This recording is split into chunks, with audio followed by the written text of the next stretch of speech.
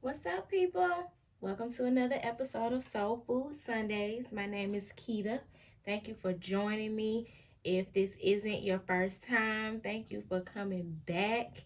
Um, this week we are going to be receiving a message from the Work Your Light Oracle cards. I was driven to this deck because um, it's one of my favorite Oracle decks, but the past two Sundays readings has been kind of pointing to us really stepping into our authenticity and showing who we are regardless of the environments that we are in, and just showing up as our true and highest selves. And so I thought the Work Your Light Oracle cards would be fitting because these cards really speak to stepping into your light and shining your light. I hope that you guys have had an awesome week thus far. As you are wrapping up the previous week and stepping into a new week, I hope that you all are well, mind, body, and soul, that you are in alignment with the goals that you have set for yourselves, and that you're just in a good, healthy space. And if you are not, hopefully something is said that is going to help steer you in the right direction.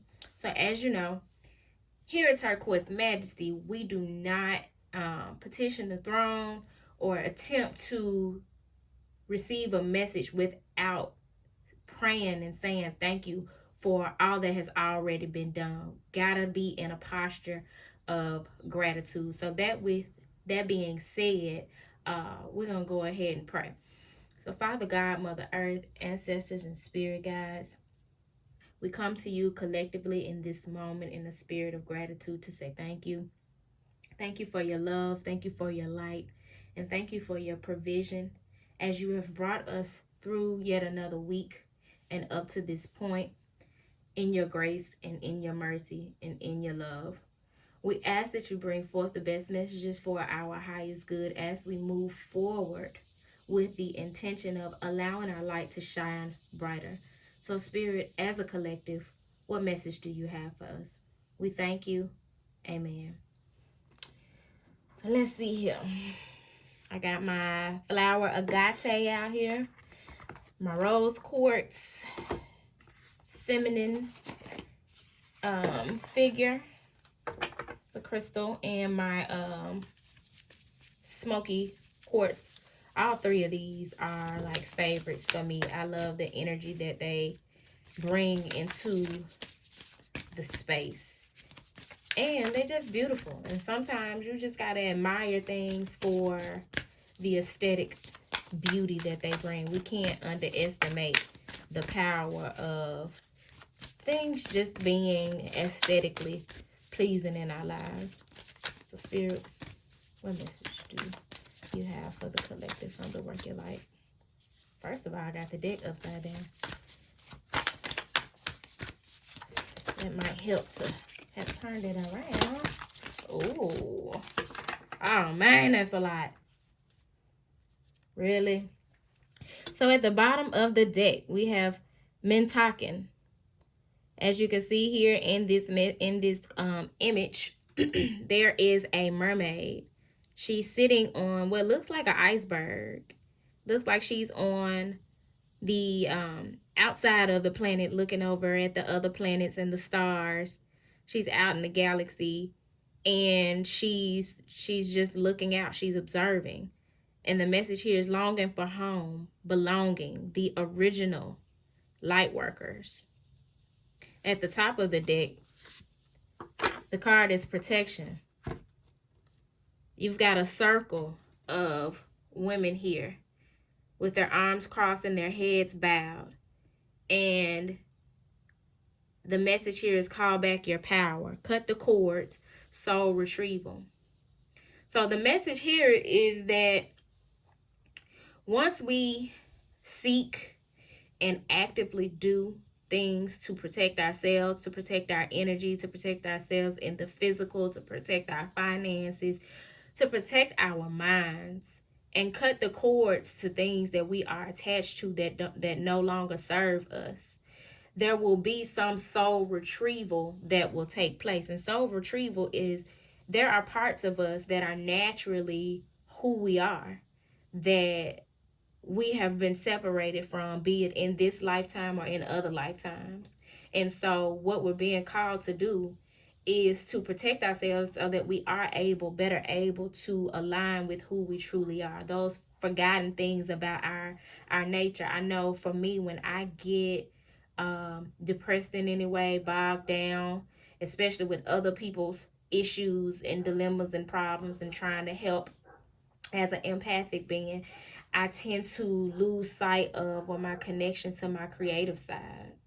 I tend to lose um, that ability that lies within me to have fun and play and be more childlike.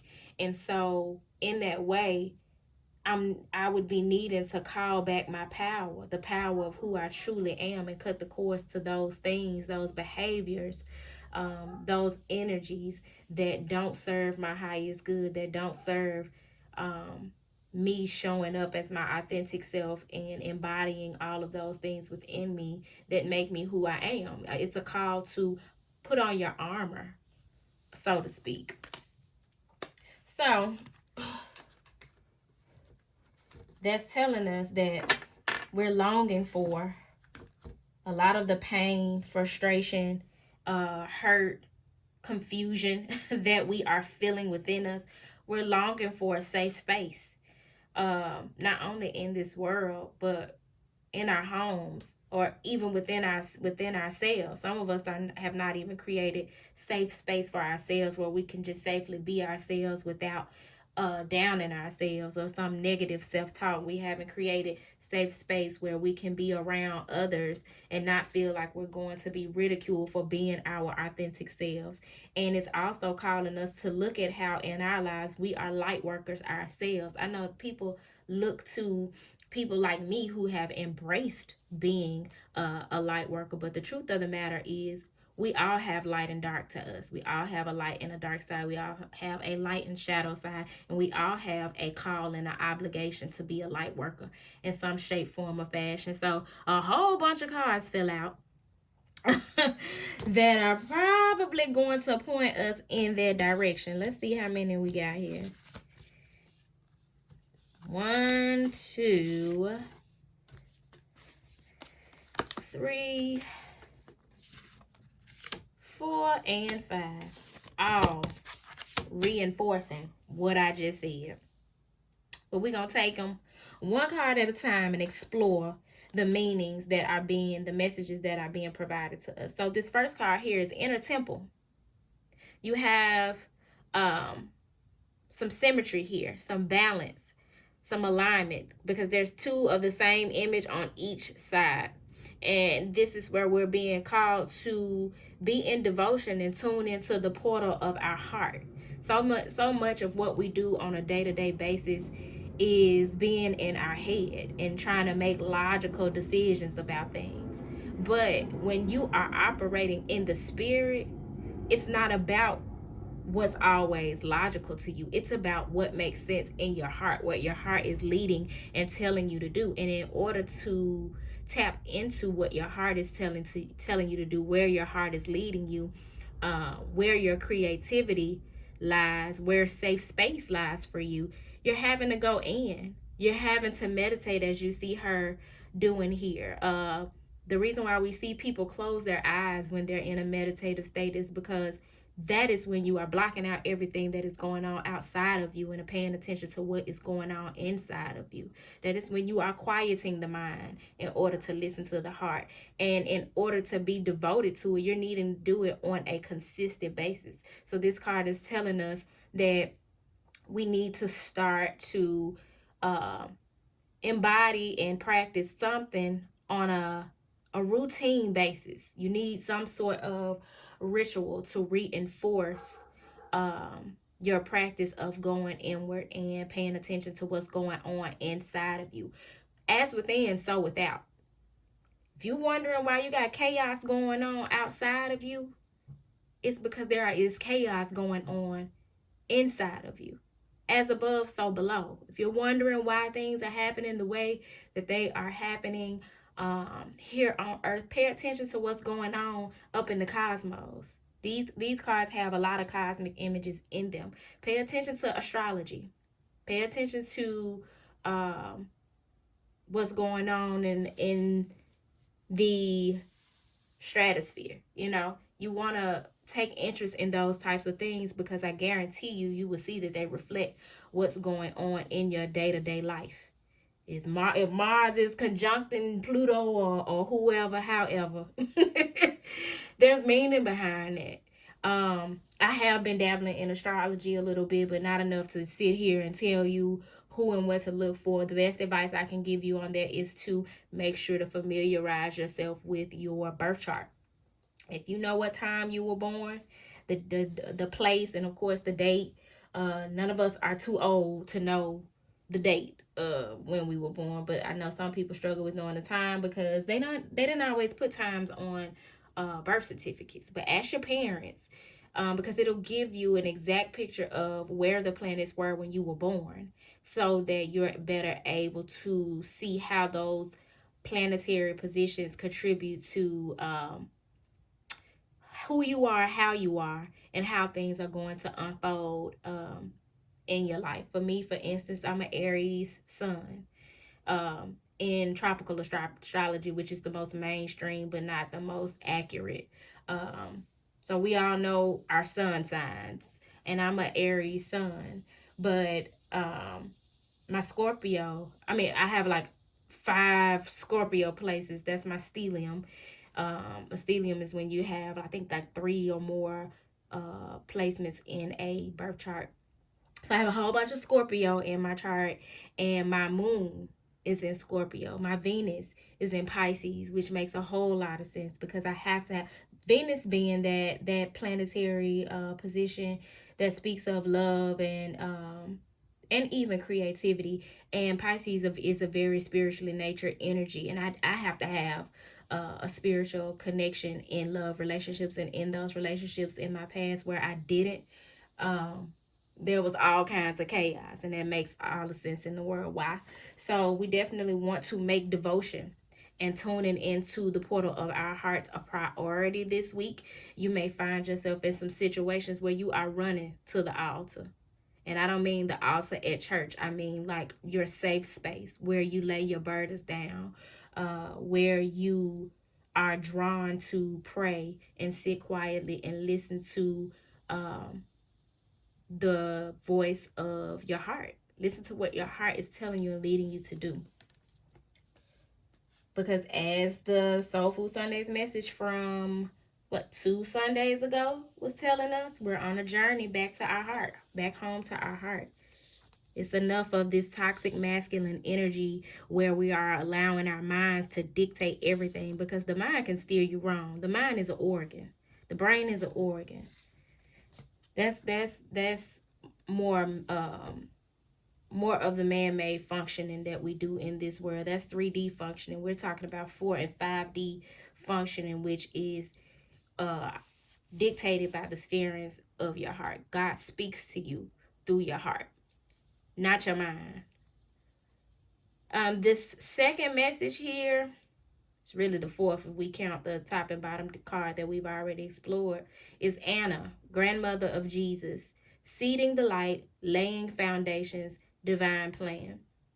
This card speaks to how there are those who came before us, our grandmothers, our angels who are watching over us, who have laid the foundation for us, and now we are charged with the responsibility of answering the call. We are charged with the responsibility of listening to our heart so we can follow the divine plan that has been laid out for us, the seeding of the light. Anna was Jesus's grandmother, and honestly, I'm pretty familiar with the Bible, but I don't recall learning about hers, and so that is something that I'm definitely going to make note to look into. Exploring the relationship of Anna, Mary, and Jesus. But we all know the position that grandmothers play in the hierarchy of our families and in our lives. Grandmama sets the foundation. She planted the seed and set the foundation for which we stand on. And it's our responsibility to carry the torch forward for the generations ahead. If that's not your focus right now, if you're not concerned with legacy and the divine plan in your life, you're wasting a lot of time. You wasting a lot of time if your focus is on looking cute and posting pictures and stunting and flossing and counting your money and what a man is doing or what a woman is doing, or that is not part of I mean, it's a small part of it, but it's really not making a huge contribution to the grand scheme of things. And so you want to place more focus on the foundation that has been laid for you and how you should be doing your part to move forward, because those things are distractions. Those are like everyday pleasures that you really shouldn't be placing as much emphasis on if you know you haven't done the work to enjoy um, that lifestyle. It makes sense to me. I don't know if that makes sense to y'all, but it's kind of like this comment that T.I. made about people going to the club all the time. He's like, yeah, that's cool. You know what I'm saying? Y'all celebrating every weekend or whatever, but what you celebrating? Where was the work? Where did you put in the work to do that kind of celebrating throughout the week? So I don't know. That's something to just be mindful of. Like, does your level of celebrating, parading, and trying to please the masses and showboat, so to speak, match the level of effort and work that you have put forth? And not just when it comes to physical matters, but when it also comes to your spiritual hygiene. So this next card here is Warrior Woman. Have you answered your deepest calling? Like I said, Grandmama and them laid the foundation. They answered their calling against all odds. Now we have to. This lady here, she's holding her sword and she's standing behind it. Swords represent truth and communication. Have you answered your deepest calling? You know what it is that God is calling you to do in this lifetime. But have you allowed yourself to be distracted by things and people, like I was saying, that don't weigh up to what it is that you're being called to do and the reward that is going to come once you answer it? It won't be easy, but it'll absolutely be worth it. You have to draw on your strength as a warrior to answer your calling. Your calling is directly attached to who you are, who your authentic self is. We all have a soul contract. And when you chose that contract, you chose the plight that you have or you are living out in this lifetime. Lemuria is the next message. Creating heaven on earth.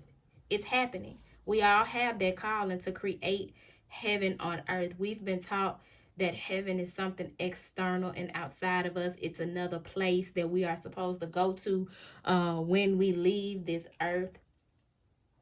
And that is not true. That is not true. We are creating heaven on earth, and it's taken for us to go through some chaos in this moment to get there. But the way we live, the way we speak, the way we walk and talk and treat each other is what is going to paying attention to those things is what it's going to take to create heaven on earth, to cut away with this sword of communication and truth those things that are false that we've been taught, and answer our calling so that we can do our part in creating heaven on earth. And whether you know it or not, whether you're doing your part or not, it's happening. It's happening, and it's going to happen with or without you. But I think you will want to be on the right side of the law once that takes place, because we are creating a new earth.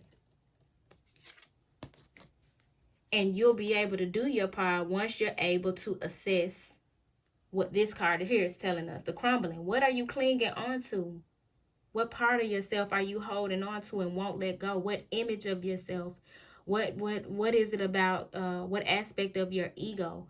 What material things are you holding on to? What lifestyle are you holding on to that you won't let go of, and so that you can embrace what lies on the other side of this here card? On this side it's dark, it's gloomy. But once you walk through this here, it really looks like a tower that's crumbling. It's reminding me of the tower card in the tarot, because the truth of lightning, the power of God, is striking this tower down. And as it is being split in the middle, you can see that on the other side there's a much more lush and fertile ground. There's a much more colorful and exuberant existence for us. That is new earth lying on the other side of the darkness that we are in currently. And it's like some of us are tapped in tune and can see it and can feel it. And there are some of us that are so distracted by toxicity, the toxicity of society in this world, that we don't see it. And so you really want to take time out to assess, what is it that you're clinging on to? I guarantee you it's something egoic. It's something from your past that you need to heal and let go of. It's something in your shadows that you need to embrace and transmute. So I hope this message has found you all well. I'm actually going to read the message from the last card, and we're going to wrap up. Because when it comes to the crumbling, what are you clinging on to? I want you guys to have as much information as the book offers about exploring what that is and what this message is telling you to do. For some of us, I'm feeling it's a lifestyle. You can't be the man in the club or the woman in the club all your life, yo.